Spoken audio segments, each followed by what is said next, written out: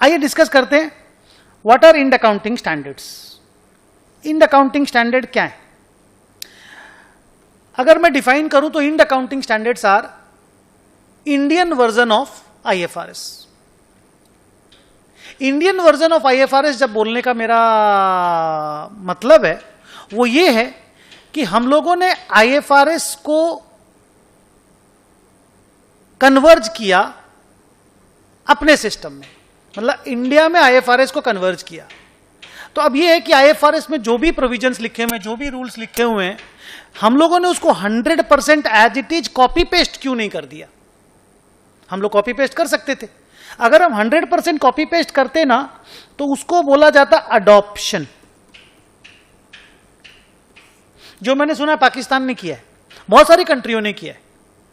कोई पाक एस बोल करके कोई एस नहीं है, लेकिन हम लोगों ने ये डिसाइड किया इंडिया में कि इंडियन इकोनॉमिकल सिस्टम को देखते हुए, इंडियन इकोनॉमिक्स को, इंडिया के फिनेंशियल स्ट्रक्चर को देखते हुए, इंडिया के वे ऑफ डूइंग अकाउंटिंग को देखते हुए हमारे इंस्टीट्यूट ने डिसाइड किया कि नहीं, हम इसको अडॉप्ट तो नहीं करेंगे। अच्छा, ये जो मैं बोलता ना हमारे इंस्टीट्यूट ने डिसाइड किया, इंस्टीट्यूट का जो अकाउंटिंग स्टैंडर्ड बोर्ड है ना, वो accounting standard board is having the responsibility और has taken the responsibility of drafting and preparing all the Ind accounting standard.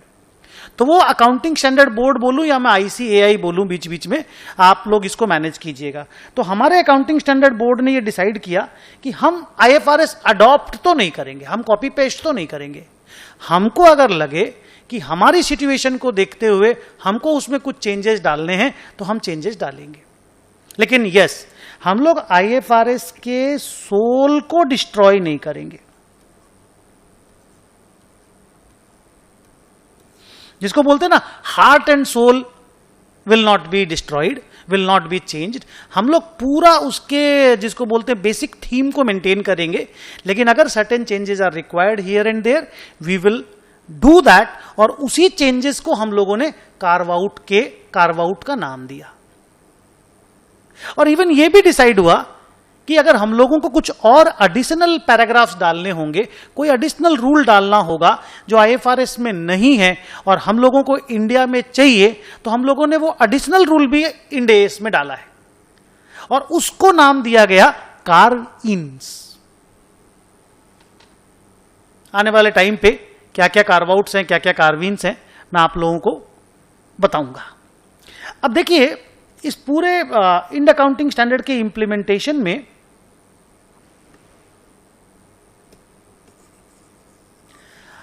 Total देखिए, एक तो सेंट्रल गवर्नमेंट का रोल है। सेंट्रल गवर्नमेंट का क्या रोल है कि सेंट्रल गवर्नमेंट को ये अनाउंस करना है, मिनिस्ट्री ऑफ कॉर्पोरेट अफेयर्स को ही नोटिफाई करना है कि भाई इंड एस कॉर्पोरेट्स अप्लाई करेंगी। तो ministry of corporate affairs under government of India Ind accounting standards को नोटिफाई करने की जिम्मेदारी लेती है। अकाउंटिंग स्टैंडर्ड बोर्ड की जिम्मेदारी क्या है कि वो सारे इंड अकाउंटिंग स्टैंडर्ड्स को फॉर्मुलेट करेगी, प्रिपेयर करेगी। गवर्नमेंट ऑफ इंडिया को हेल्प करने के लिए एक कमिटी बनाई गई है जिसको नकास के नाम से जानते हैं, national advisory committee on accounting standards. ये कमिटी गवर्नमेंट ऑफ इंडिया को एडवाइस करती है कि ये वाला अकाउंटिंग स्टैंडर्ड, ये वाला इंड एस, ये वाला रूल, इसको अब इंप्लीमेंट करने का टाइम आ गया है, इसको आप इंप्लीमेंट कर दीजिए, इसको आप अनाउंस कर दीजिए। तो basically NACAS is an advisory body. Okay, so ये हो गया अपना what is an Ind accounting standard. तो अब जो हमारे फिनेंशियल स्टेटमेंट्स बन रहे हैं, या मान लीजिए रिलायंस इंडस्ट्रीज लिमिटेड का फिनेंशियल स्टेटमेंट जो 2016-17 से बनना चालू हो गया है, वो they are almost at parity with the international balance sheets. मतलब एक